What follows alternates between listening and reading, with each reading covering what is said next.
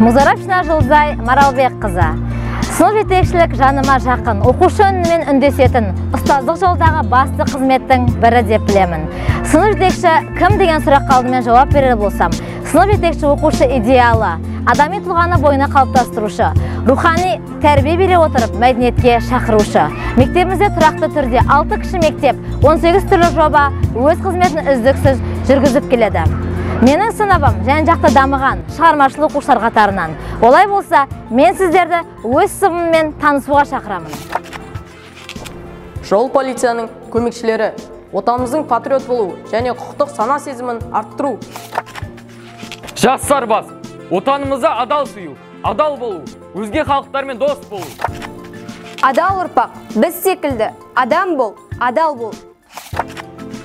Қозғалыстың жас инспекторлары, жолда жүру ережесін жатқа біліп және қауіпсіздік ережесін сақтау. Өнерлі ұрпақ, өнерсіз елдің өрісі тар. Әлемді мейірім құтқарады.